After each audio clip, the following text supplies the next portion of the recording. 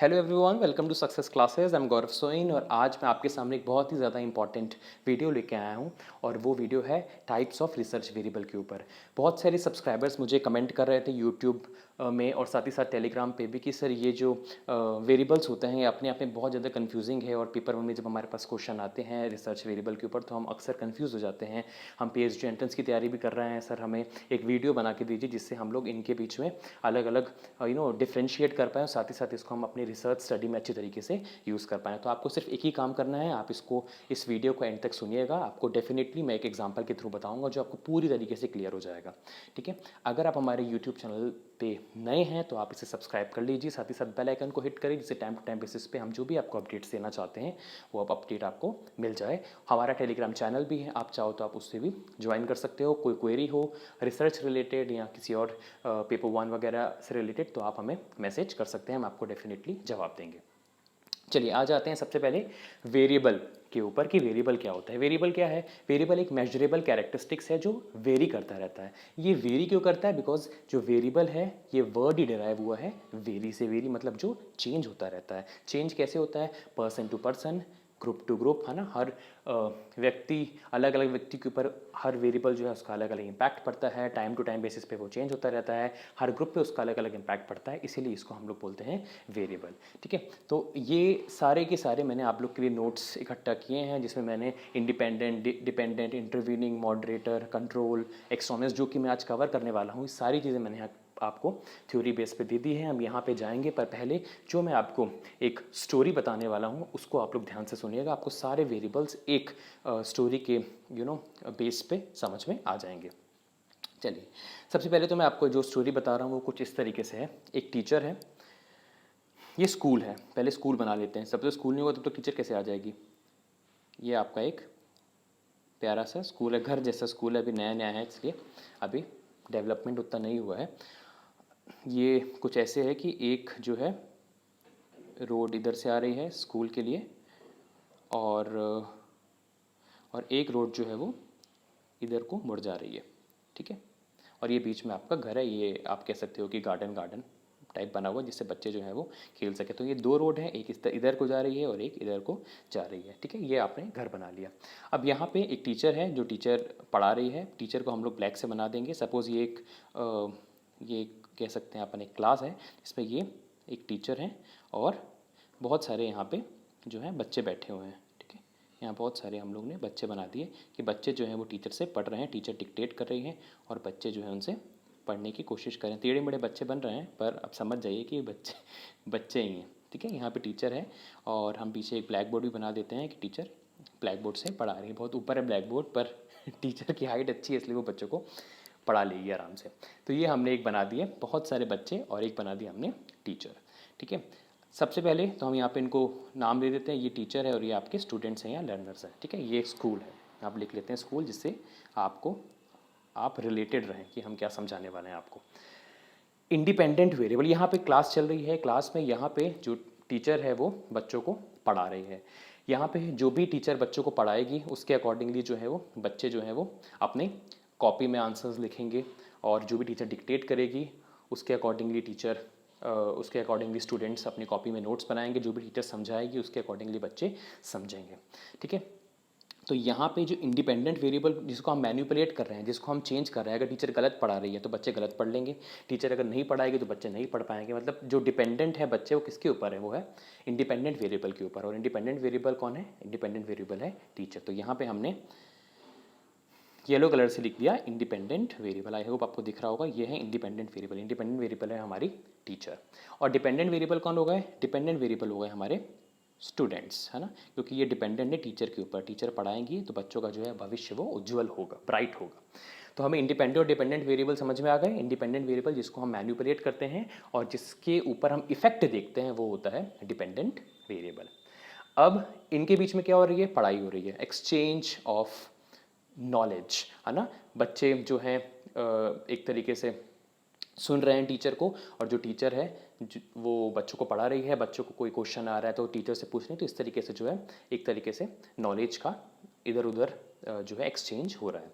ठीक है, अब इनके बीच में क्या लिंक है? यहाँ बच्चे पढ़ रहे हैं टीचर से, तो लिंक क्या है? टीचर और बच्चों के बीच में लिंक है लर्निंग की।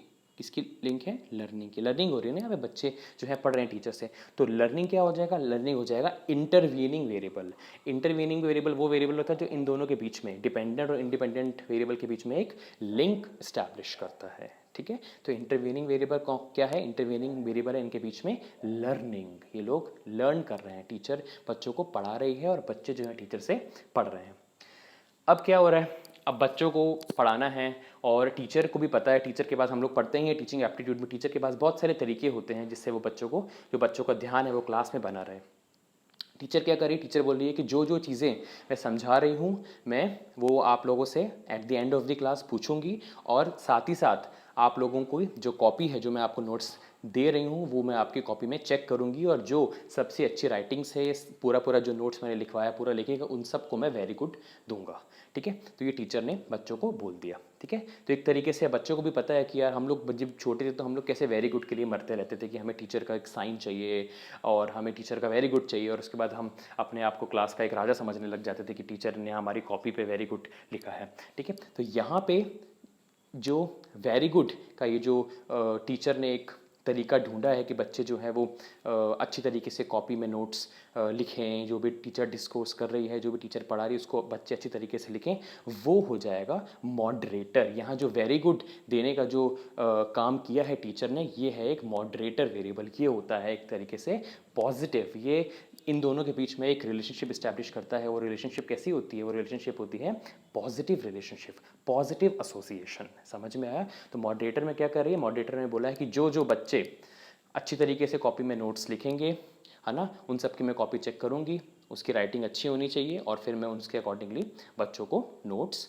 दूंगी, और वेरी गुड दूंगी, सॉरी, बच्चों को वेरी गुड दूंगी, और साथ ही साथ जो नोट्स है वो मैं चेक करूंगी। तो ये क्या हो गया? एक तरीके से ये हो गया आपका मॉडरेटर वेरिएबल, जो वेरी गुड देने का जो टीचर ने ना प्रस्ताव रखा बच्चों के ऊपर, और एक ना पॉजिटिव एसोसिएशन या पॉजिटिव रीएनफोर्समेंट दिया, हम ये कह सकते हैं पॉजिटिव रीएनफोर्समेंट दिया है, वो है मॉडरेटर वेरिएबल।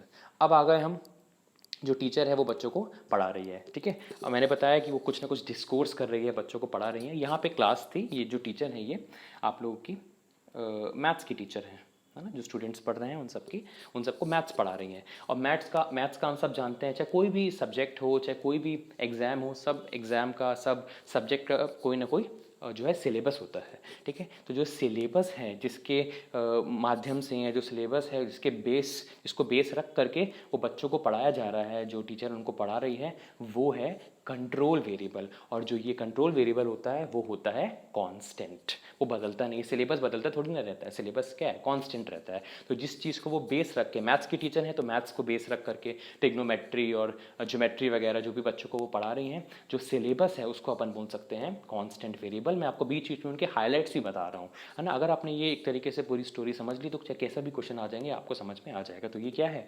ये है जो सिलेबस जो है, ये एक तरीके से कंट्रोल वेरिएबल, जिसे अपन कांस्टेंट भी बोल सकते हैं, कांस्टेंट रहता है ये।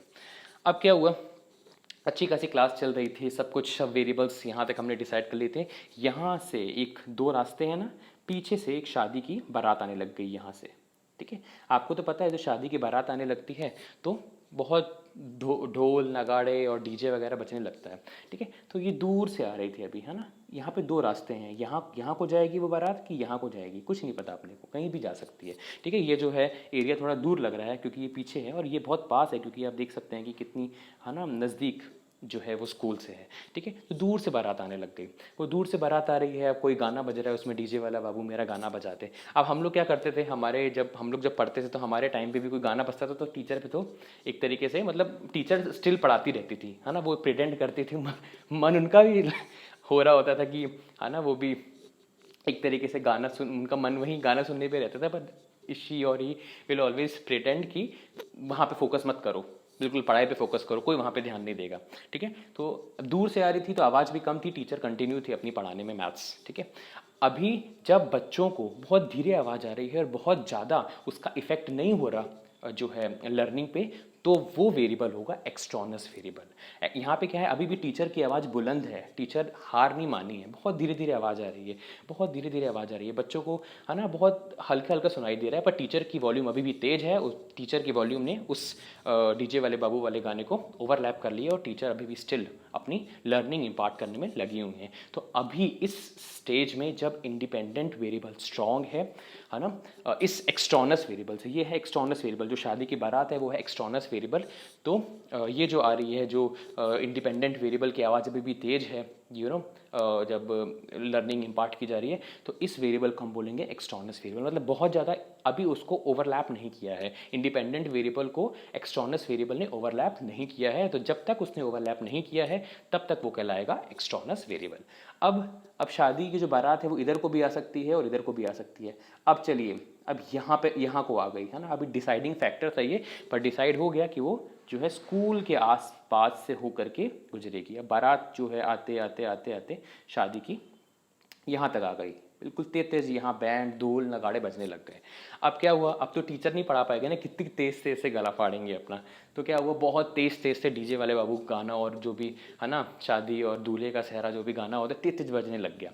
तो क्या हुआ, अब टीचर है ना अपने गला थोड़ी ना ख़राब करना है, वैसे ही लेक्चर का जो लोड होता है वो बहुत ज़्यादा होता है, टीचर जो है वो शांत हो गई। अभी क्या हुआ, अभी जो एक्सटर्नस वेरिएबल था वो भारी पड़ गया, है ना। आप देखो मोर देन का साइन लगा रहा हूँ, और किससे किसका भारी पड़ गया, यहाँ पे ब्लैक कलर यूज़ कर लेते हैं।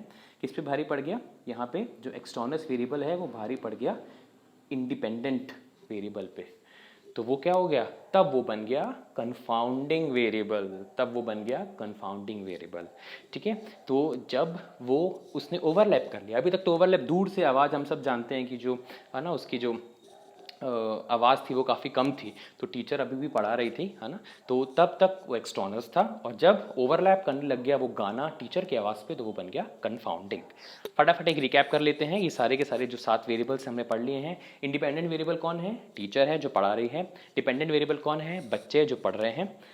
इन दोनों के बीच में क्या हो रहा है, लर्निंग हो रही है। लर्निंग क्या है, इंटरवीनिंग वेरिएबल है। ठीक है, अब बच्चों को है ना जो है बच्चे इधर उधर ध्यान अपना ना भटकाएं, और जो मैं पढ़ा रहा हूँ उसी को अच्छी तरीके से पढ़ें, जो मैं लेक्चर दे रहा हूँ, जो मैं नोट्स लिखवा रहा हूँ उसको अच्छी तरीके से लिखें। तो टीचर ने एक पॉजिटिव रेनफोर्समेंट किया कि जो अपनी कॉपी में पूरी नोट्स बनाएगा, अच्छी तरीके से लिखेगा, अच्छी हैंड राइटिंग में लिखेगा, उन सबको मैं वेरी गुड दूंगा। तो ये क्या हो गया, वेरी गुड, ये हो गया मॉडरेटर वेरिएबल, और ये हमेशा पॉजिटिव होता है। उसके बाद चले गए एक बेस, जिस बेस को रख करके जो है टीचर बच्चों को पढ़ा रही है, that is syllabus of maths. वो हो गया आपका कंट्रोल वेरिएबल, जिसे अपन कांस्टेंट वेरिएबल भी बोलते हैं। जो शादी की बारात दूर थी, जब इसकी आवाज़ कम आ रही थी, तब था एक्सटर्नस वेरिएबल, और जब शादी की आवाज़ जो है वो भारी पड़ गई, लर्निंग को अफेक्ट करने लग गई, इंडिपेंडेंट वेरिएबल कमज़ोर पड़ गया एक्सटर्नस वेरिएबल से, तो वो बन गया कंफाउंडिंग वेरिएबल।